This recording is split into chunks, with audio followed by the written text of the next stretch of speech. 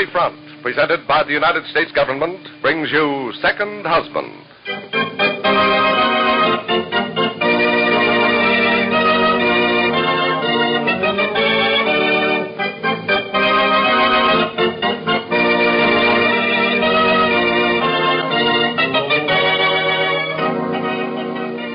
The Columbia Broadcasting System, in cooperation with the United States government, has the pleasure of bringing its listeners a new series of programs, a different kind of series.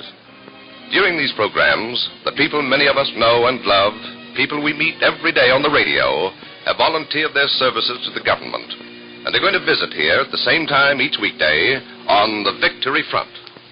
Now, speaking for the United States government, here is Carl Van Doren.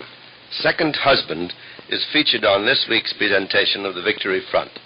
Among the people known to millions of Americans, loved and admired by them, are those who meet every day in the story of Second Husband. Brenda Cummings and her friends have been doing all they can on the home front to help our boys on the fighting fronts. Faced with the same intimate problems you face every day, they understand that we cannot win the war or the peace unless we understand what we are fighting for, unless we understand that we must know and have faith in our allies, unless we understand that we must remain united to win. And now, Second Husband.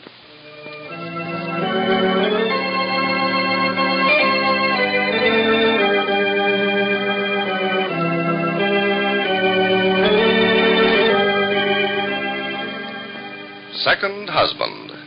We bring you now the story of beautiful Brenda Cummings, who was a young widow with 2 children living in Montana until she married wealthy, distinguished Grant Cummings and went to New York, where their son was born, where Grant lost his fortune, and where Brenda became a famous actress.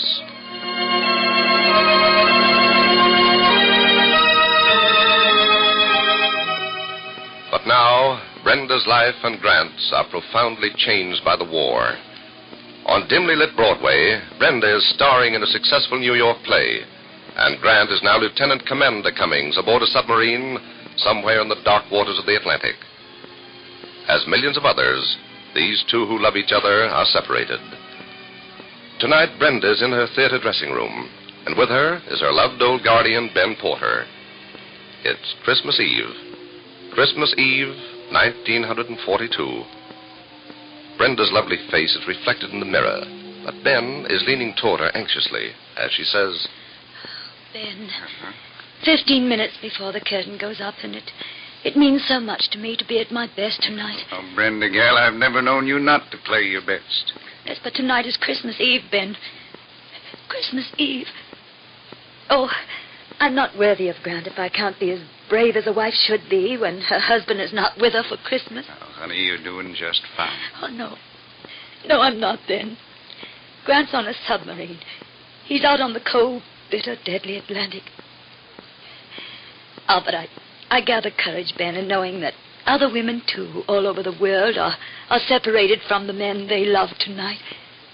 And I've got to go through with tonight and tomorrow, Christmas Day, with the sort of faith and courage I imagine an English woman would show, or a Russian woman. And I know that we Americans can equal any of them. You bet we can, honey gal. Say, we Americans have got plenty of what it takes. We built this country the hard way. Now, don't forget that. No, I'm not forgetting it, Ben. I'm not. Yes. Mrs. Cummings, some flowers for you. Oh, thank you, Jerry. It's all right, I'll get them. All right, thank you, Ben, will you? They arrived just this second. Oh, well, that's fine, and thanks Oh. for bringing them, Jerry. Say, now, would you look at the size of this box, Brenda gal? Now, who in the world could have sent such a thrilling-looking box? I wonder. Open it. Oh, Ben, look at these flowers. Yeah. All of my favorites. Oh, such beautiful things. And there's your card. Yes, Ben. Oh, look here. Look here. They're from Grant, Ben. From Grant? Yes. Oh, can you believe it? He ordered them days ago before he was sent out and arranged to have them delivered tonight. He says here, darling, this is Christmas love from Grant. Oh, you see, he was thinking of you getting them tonight. Oh, look here. Here's a war bond tucked beside them as a gift. Oh, that sweet, wonderful, darling. Ginger, it sure is a war bond. How could I let a husband like this down, Ben? How could But I? you've never let him down, honey. But I've got to think tonight of all things that we've got to thank God for.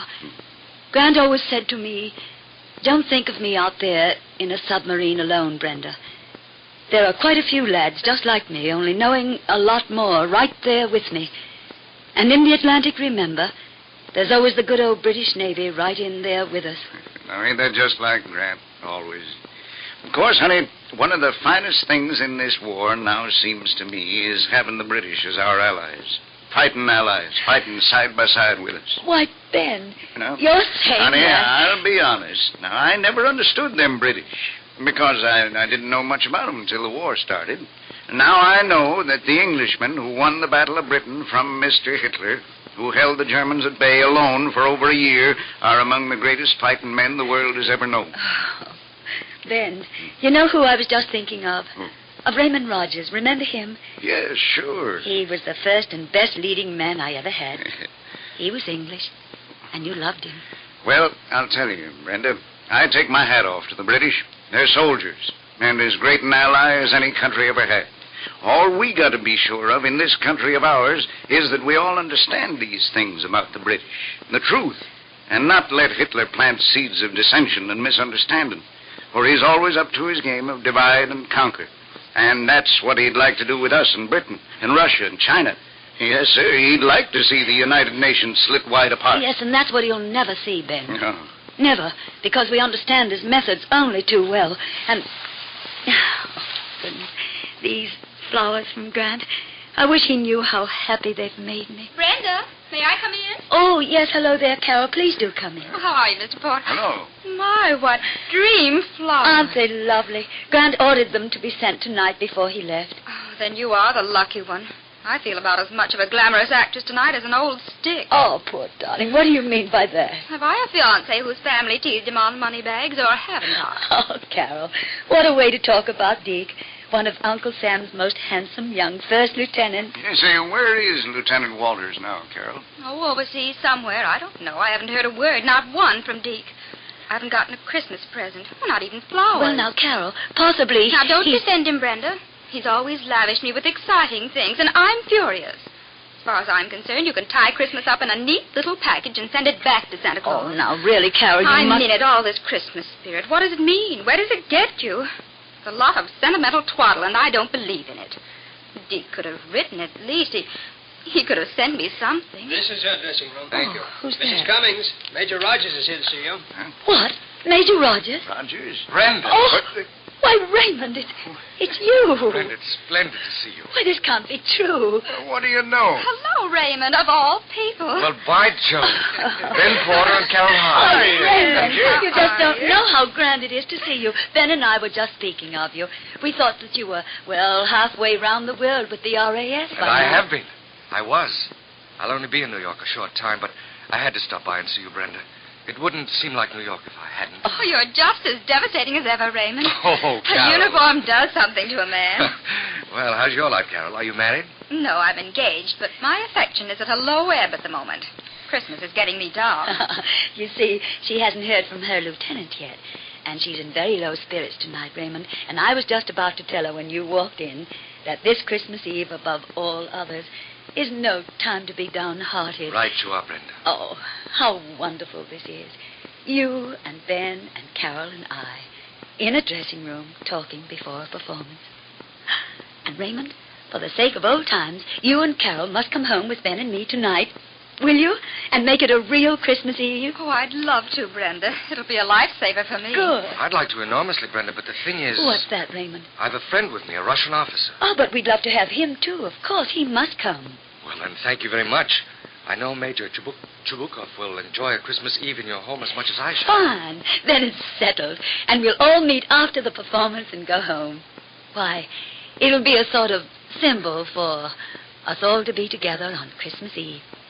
Britain, America, Russia, all together in a little white house in Connecticut, welcoming in Christmas, the day of peace on earth, goodwill toward men. First act, please. Yes, Places. yes, all right. I'm being called for the first act. First act, Mrs. Cummings, and places at once. A little late. Yes, I'm ready. I'm coming. Oh, there's so much I want to talk to you about, Raymond. Well, we'll have time later. Good luck for tonight, Brenda. Thank you, Raymond. And, Raymond, dear, I must hear all about your family. Your wife, Eileen, and your darling little son, Robin. But I haven't got any more time to talk now. Goodbye for now, What is it, Raymond? What's the matter, son? What's the matter? My wife. My baby. Well, what's wrong, son? What? I simply can't tell you, Ben. I simply can't.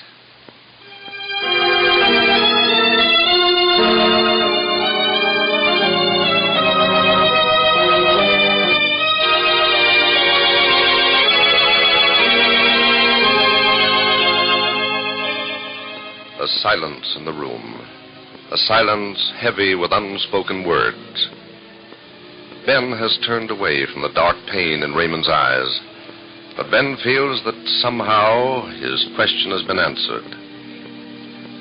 Listen tomorrow. You won't want to miss the emotional scene in the little white house in Connecticut in the next chapter of Second Husband.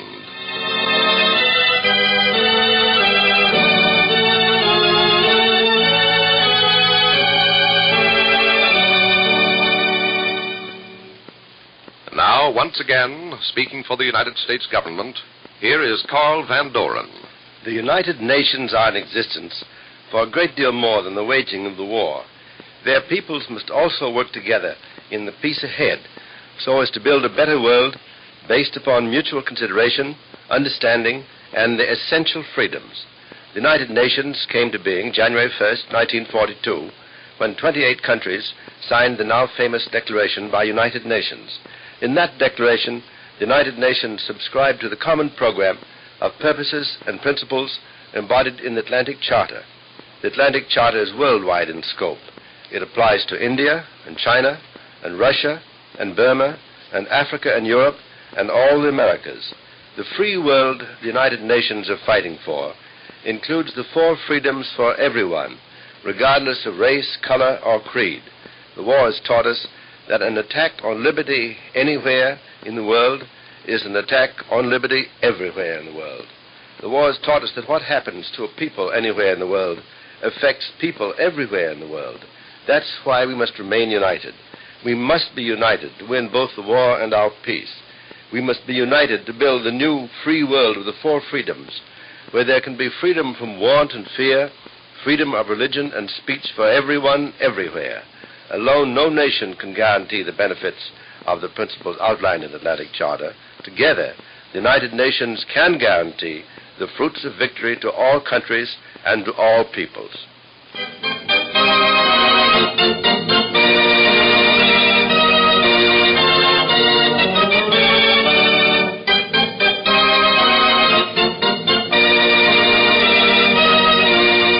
You have heard the first episode of Second Husband, brought to you on the Victory Front, a new series of special programs in which the people you love in popular daytime programs are visiting you on behalf of your government.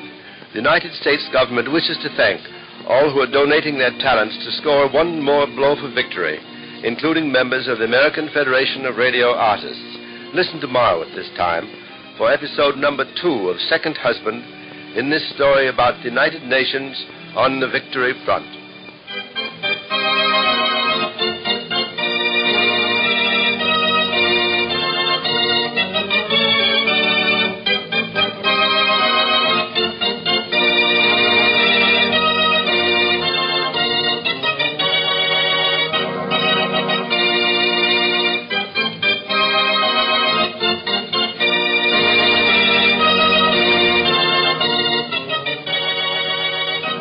This is the Columbia Broadcasting System.